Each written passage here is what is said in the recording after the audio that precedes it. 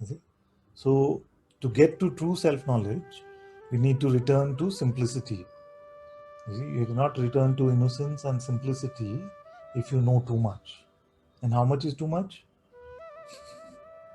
Even one thing is too much. You see, even the one thing that came to you in time is too much. So let it go. Now, what do you know?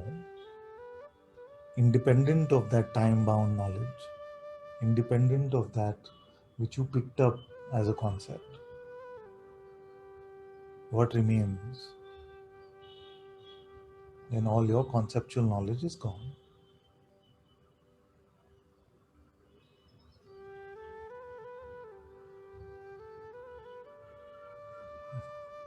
Can you keep the investment in this moment in the false? No, you can't keep it.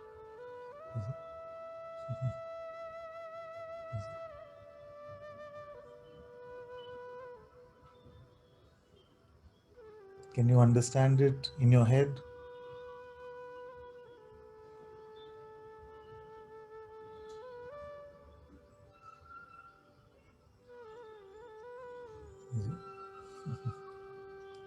So all that came to you in time were just versions of what is, but none of them truly represent what is.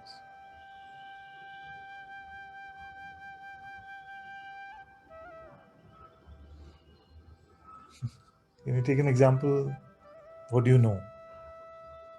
Like, take an example. What do you know?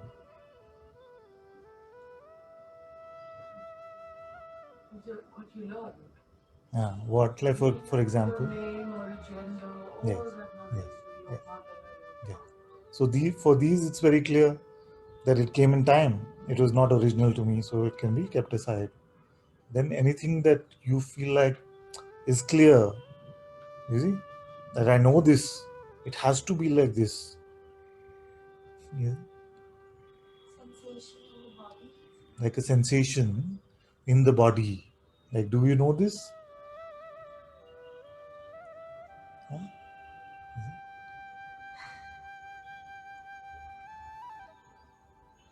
I'm not bullying you out of it, no? I'm just asking sincerely. It may sound strong, but I'm just asking sincerely.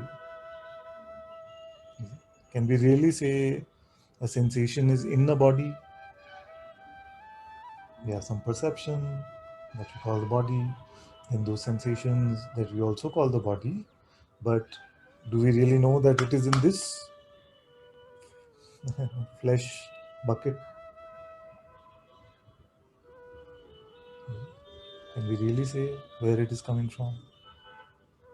There's so many examples we've taken in the past, like the, what is it called? The amputee, phantom limb, the rubber glove, experiment, where the subject of the experiment, they were asked to keep their hands at a distance like this, and then there was a false hand that was put there, and that other hand was blocked, your real hand, it was just put there. Then for a while what you do is you stimulate both hands with some feather or brush or something together, and then what happens is that this false rubber hand is poked with a pin, and you can feel the sensation of the pin, although that which you call your hand was never poked. So our consciousness has the ability to experience whatever sensation, but the causative idea that comes from the body is cannot be verified. You see, and we don't have to dispute it, but at least it makes it doubtable, and to make it doubtable is enough. You see, it is our convictions, it is our beliefs which keep us caught up in the limited idea about ourselves. So, empty of that which needs belief,